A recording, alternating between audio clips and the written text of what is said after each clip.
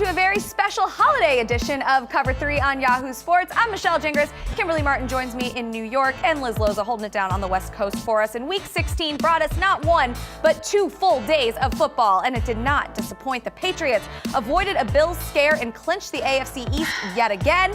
The Browns were officially put out of their misery by Lamar Jackson, and the Seahawks lost so many running backs that they may bring back Marshawn Lynch. More on that later. Also, our buddy Charles Robinson joins us to discuss the fallout in Jerry World from the Cowboys' loss to the Eagles, and we'll preview the big Monday night matchup between the Vikings and the Packers. But first, let's run the option.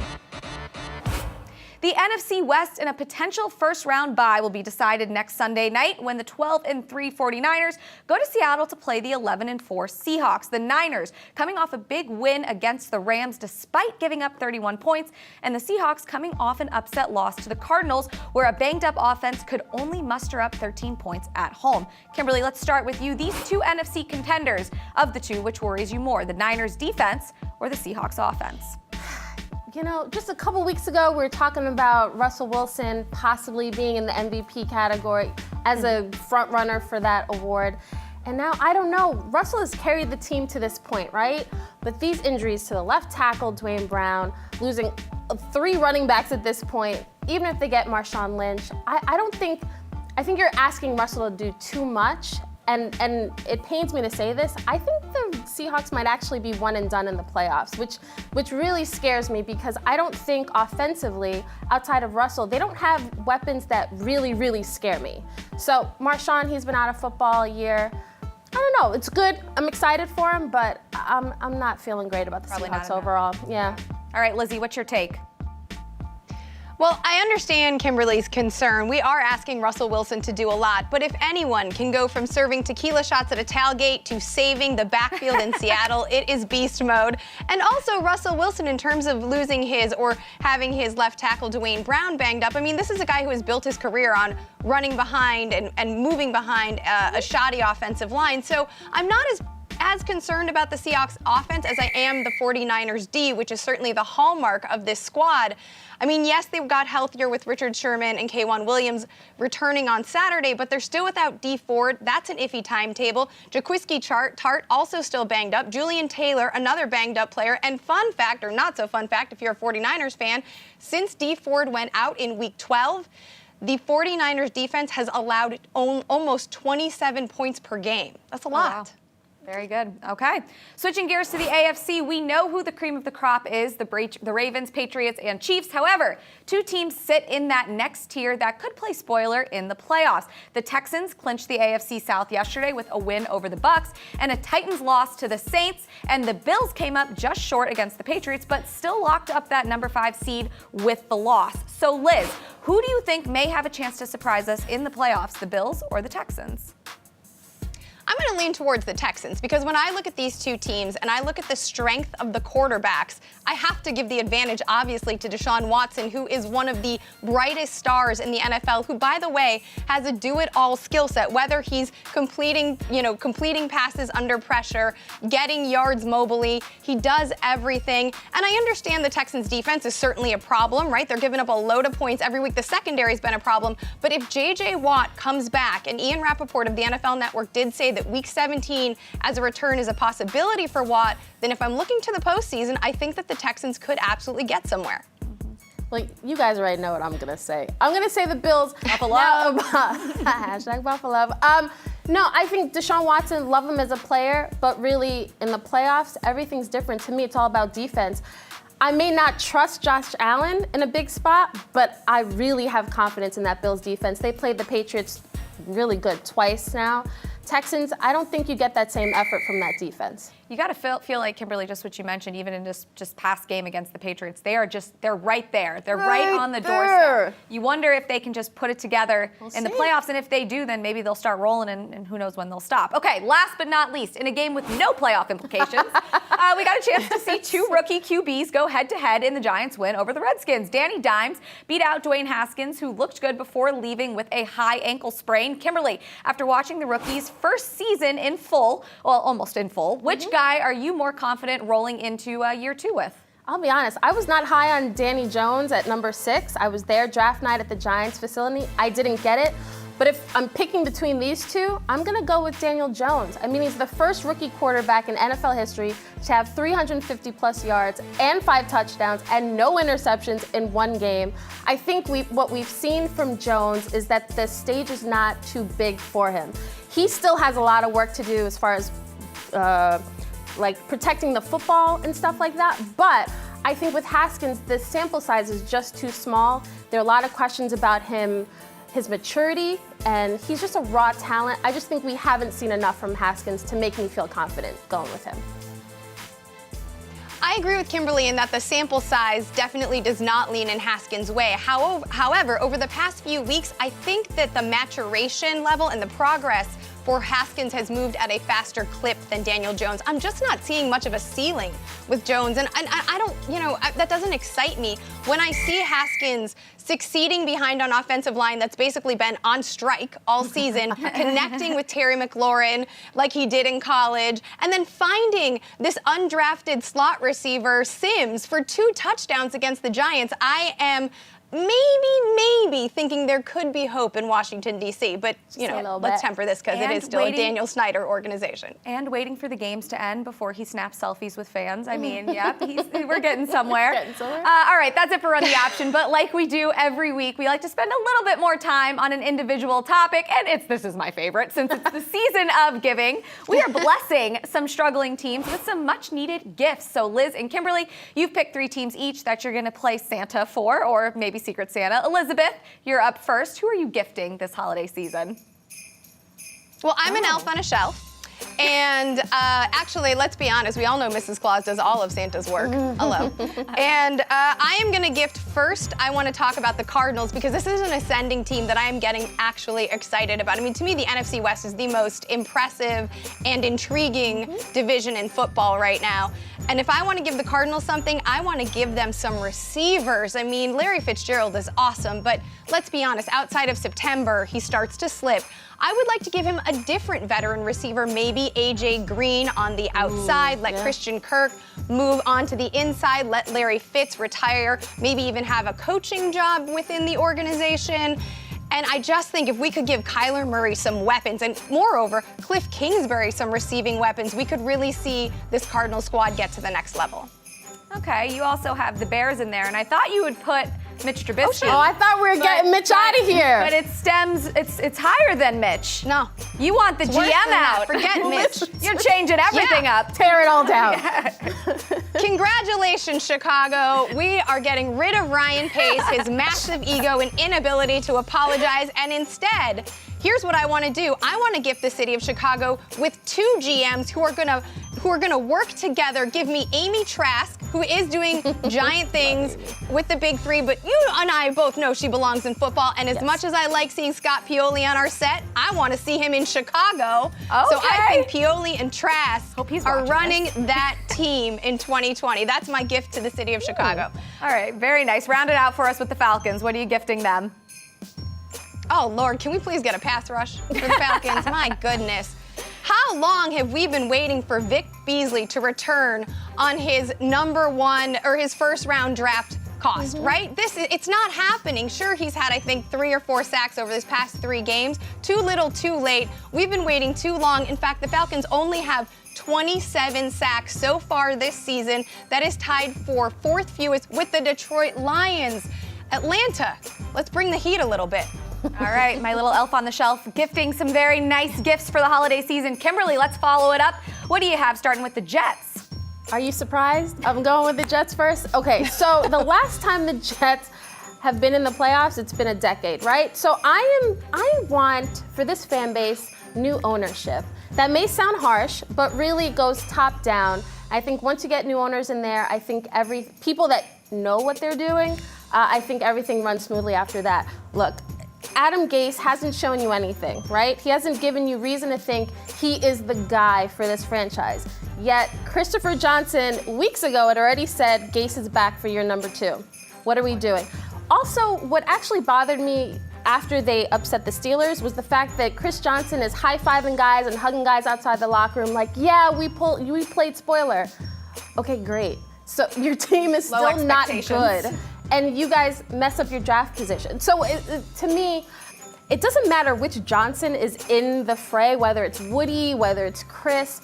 We've had 4 different GMs, 3 different coaches since they last went to the playoffs. I don't know what this team is doing. So, new ownership. New ownership. All right, do it for the fans. You also have the Browns as one of your teams that you're gifting. And I thought maybe because Baker Mayfield has struggled so much, that's why you want to gift him a quarterback whisperer. Yeah, it was a toss-up. New head coach, QB whisperer. I don't care who it is, whether the new coach is the QB whisperer or not.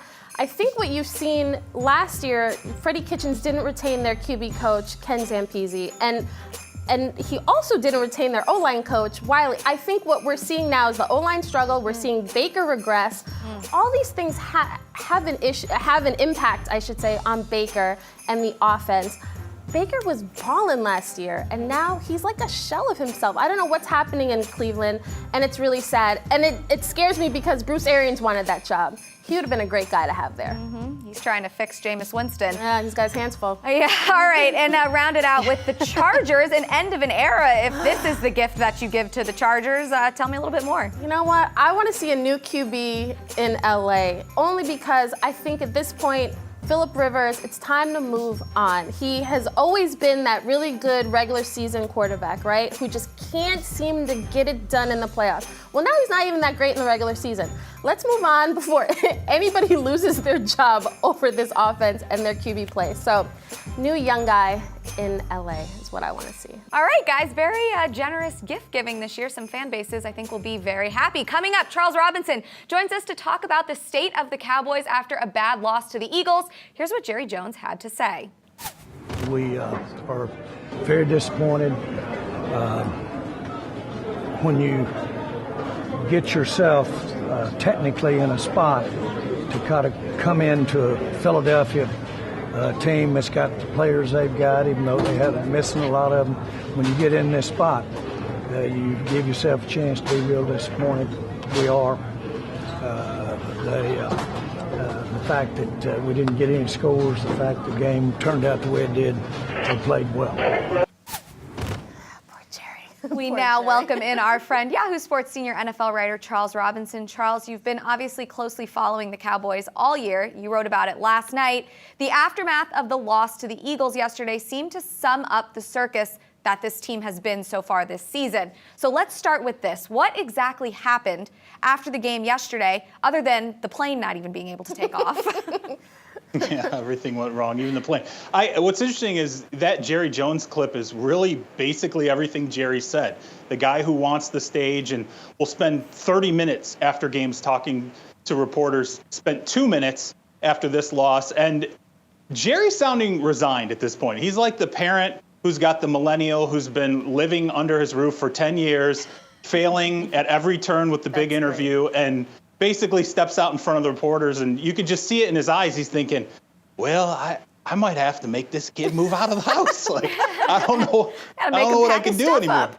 Yeah, I think you'll see him at Home Depot getting boxes for Jason Garrett next. Look, I just think the aftermath of this game, what was so interesting, the fact that Jerry kept his comments short. He's the guy that usually when he is reserved, it's because he's afraid of saying really things that he shouldn't say. He's done that in the past, and I think that's what you have to be terrified about when you're the coaching staff. I think also Amari Cooper, another thing that happened after this game, was Amari Cooper did not have a good game. He was taken off the field in the 4th and 8 situation.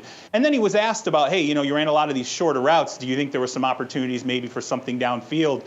This team never even threw the ball into the end zone one time in this entire game. And Amari Cooper actually said, look, and I'm paraphrasing him here, yeah, there were probably some opportunities for some go routes in this game. We didn't get to it. That is a direct reflection of a player who's commenting on the coaching staff. Not good. I think this sums up sort of where Dallas is. They are naked. They are mediocre. It's what the Dallas franchise has become. So, yeah, I was just going to ask you, Charles, after we see Jerry pretty much tight-lipped and you see Jason Garrett not really giving answers that satisfy anybody, what does it say about the state of the organization and what we can expect if they don't make the playoffs? I think what was interesting is you go into this game and really the nexus of where we're at in the season, and we all thought this is Jason Garrett. I've written so many times about Jason Garrett over the last few years with the Cowboys. He's a constant point of consternation for the fan base. But I thought coming out of this game, I sat there and said, you know what? There are a lot of problems here. It's not just Jason Garrett. The foundation here is riddled with all kinds of cracks. Kellen Moore, the offensive coordinator, who has had his moments this year, can't seem to balance out the offensive scheme. He's eliminated Ezekiel Elliott in some ways when they need to pound and dominate teams. I think the defensive staff, Chris Richard as a play caller there, has been a firebrand sort of guy, but I have heard that he is ground on not only players but coaches. I think they're a little bit exhausted. And then, I just think in terms of the schemes that they're running and some of the fits become a problem. And again, tipping back to Amari Cooper, a guy comes off the field, 4th and 8. 4th and 8, this is a guy who is sitting there expecting to go into free agency this offseason and be paid as an elite receiver. Unless he's hurt, I will tell you this in the NFL, elite level receivers do not rotate off the field on 4th and 8 when the game is on the line. So I wanted to dig a little deeper on this Cooper issue with you, Charles, because obviously it is not lost on me, you, probably the NFL viewing audience, that Cooper's suspect usage comes on a day when Julio Jones and Michael Thomas both have record-breaking and record-setting outings.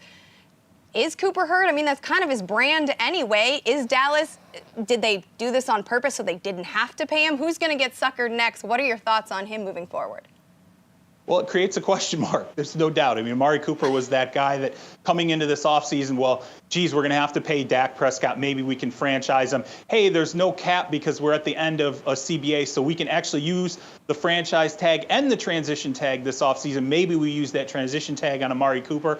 I will say this, Amari Cooper, when you talk to teams around the league and you ask them, hey, if he gets a transition tag, will you do the deal for the Dallas Cowboys? Meaning, will you come after Cooper? Will you sign him to a deal and make Dallas match?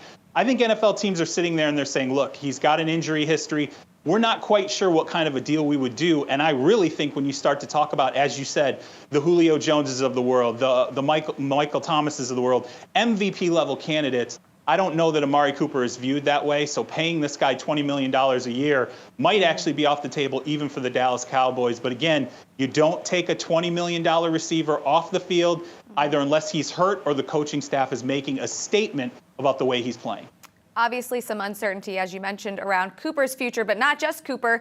What now for Jason Garrett and Dak Prescott? I mean, do you think the Cowboys still think, all right, we got to pay Dak Prescott? Oh, I have no doubt. Yeah, absolutely. They've been in that camp the entire time. Look, Dak Prescott, when this is all done, he still will have had a record-setting, season as a quarterback. I mean, other than maybe Tony Romo. Tony Romo, I guess, from a passing yardage standpoint, will have had one better season in the books for the Cowboys. Dak still has an opportunity to be the first Cowboys quarterback to go over 5,000 yards in passing. He would need a monster game, but they're also facing the Washington Redskins. It's possible. So to me, Stephen Jones has come out repeatedly and said, look, we want him. We're going to pay him. We've always wanted to pay him. We felt like we've always had a strong offer on the table. They're going to pay Dak Prescott. That's going to happen regardless of who the next coach is. And I say who the next coach is. I just think Jason Garrett at this stage, even if they get into the postseason, say they beat the Redskins, say the Eagles somehow choke against the New York Giants on the road in the finale, and Dallas backs in, it's hard for me to believe there's any way for Jason Garrett to save his job at this point that's short of a Super Bowl run. Okay, real quick, let's switch gears really fast. We want to hit on a couple big coaching decisions before you go. The Browns and Freddie Kitchens obviously have been a topic of conversation for a number of weeks now. Where does that situation stand? The Browns, it's an interesting situation because a few weeks ago it came out that, hey, they're tied to Freddie Kitchens. They're going to have him back in 2020. I get the feeling that since that was made public, there are some people I've talked to inside that organization who seem to be walking that back a little bit. They want a little bit of wiggle room with Freddie Kitchens. I think they want to see how the season ends. And there's still some front office aspects. Paul DePodesta, who's their chief strategist, is in kind of a weird position in this front office. I still think there's a chance that Paul DePodesta's position with the Browns may change, or he may even exit the franchise. That has to be settled first before they make a decision on Kitchens. But I do think they want some wiggle room there to make a choice. Okay, and a surprising coach that you think might be on the chopping block, and it's surprising because of the team's unique situation. What do you got on that? Yeah, Anthony Lynn of the Los Angeles Chargers. What's really interesting about this, Lynn is like Ron Rivera. I think if he was ever fired by the Chargers, people across the NFL would cluck their tongues at that and just say, look, this is a guy who absolutely is a head coach in the NFL. We're going to give him another opportunity. He's going to get that pretty easily. But what's interesting about the Chargers right now is they're having a heck of a time selling personal seat licenses. They're moving into Inglewood next year. They already have had problems selling out a soccer stadium. Now you have to move into really what's going to be the mecca of the NFL when that stadium opens. They have to figure out how to sell tickets. And if they can't do it via the quarterback position, and Kimberley mentioned this, maybe Phillip Rivers going out the door, maybe a Tom Brady or a younger guy, someone to create some buzz, they might have to consider doing it with a head coach the way the Raiders did with John Gruden. I think it would be a bad move. I think a number of people around the NFL think it would be a bad move. But Dean Spanos has not exactly been a great owner in the NFL. So, look, bad moves, that might be exactly what's ordered. All right, great stuff, Charles. Thanks as always for joining us, and happy holidays to you. Coming up, a big Monday Night Football matchup between two of the best in the NFC. But first, let's play Defensive Stunts with Jen Welter. Hey, Liz Loza here with one of my favorite boss babes, Dr. Jen Welter. When you were coaching in the NFL, I know you saw all kinds of stunts. Off the field and on, it's the defensive stunts that I want to talk to you about. Can you show us one using these whistles? I sure can. Well, then let's play.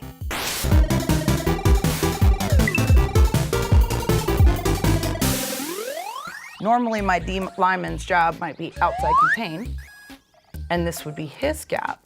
Sometimes we like to help each other. So that's when you'll see two linemen working together to free somebody up. So if this guy went first and tried to pull this attention, and we say he should take two to win. So if your end goes first, you would call it an exit because your tackle is going to wrap around. So both are covered. This guy's right now, he's sacrificing so that this guy can eat. Well, we all get hungry on the D-line, that's what we do. So you know we've got to have a text as well. Sure. Right? So if it was a text, then your tackle would go first. And of course, what do you think this guy's gonna do? Oh, big man just came at me. And then he's gonna come under. So what you'll see is, to make it sound either way, you've got penetration, but you've always got that contain. So a stunt is basically two D linemen working together to get the job done. Absolutely. Well, I learned a lot about stunts. Hope you did too, and I can't wait for my next play date.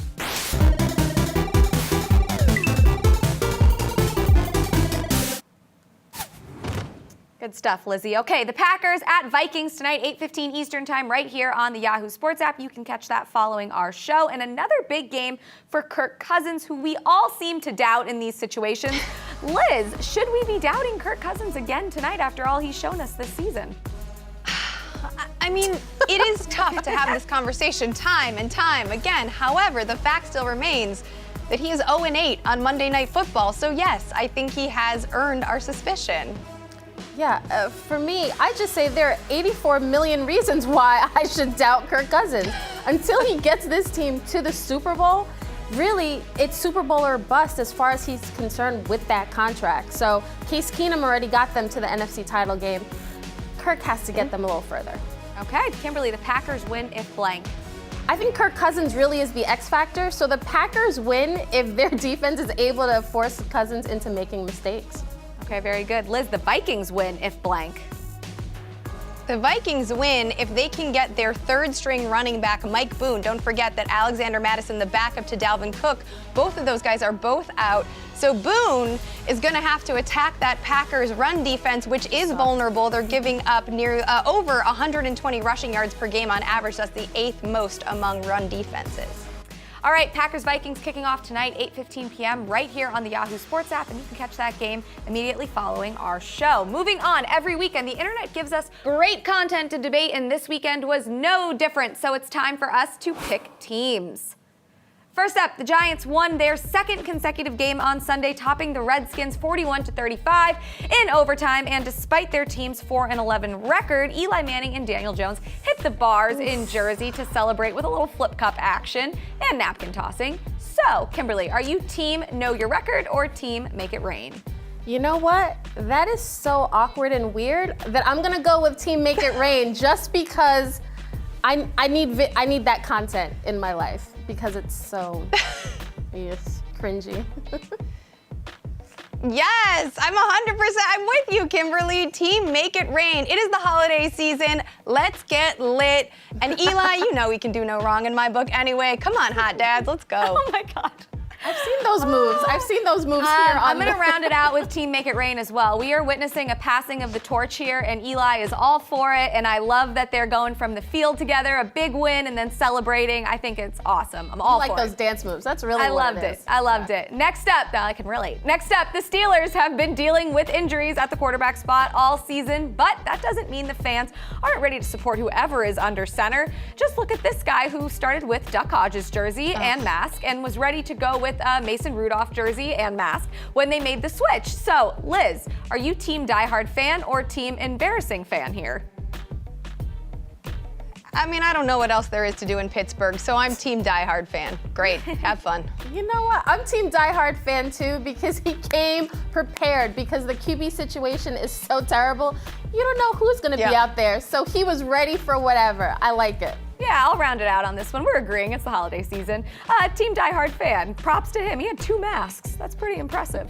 All right, finally, we head to Philly to check in on our producer, Ron, just kidding, how Eagles fans were preparing for the Cowboys game and the holiday season yesterday. And it looks like they took a page out of the Bills fans' playbook by destroying something that didn't need to be destroyed. Running a bicycle through a very large Christmas wreath. Okay. So, Kimberly, are you team Christmas spirit or team leave it to Buffalo? You guys know I'm not big on Christmas, so leave it. Hashtag team leave it to the Bill. Why do we let other people just let the Buffalo fans do this kind of weird stuff? That's their thing. I don't like it.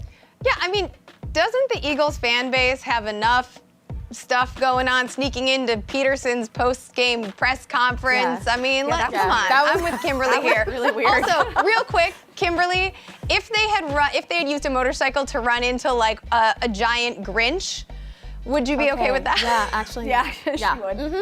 Team Grinch, actually. I don't know how I feel about this one. I think I'm going to go with team Christmas spirit. Just say it. Christmas spirit. Yeah, I'll give it to them. It was nice to see them try something different, and it was festive. Possibly so break an arm or a leg. Points for that, whatever. Sure. Okay, that's it for picking teams and for Cover 3 this week. Ladies, anything we missed in the show today from Week 16 that we need to hit before we go?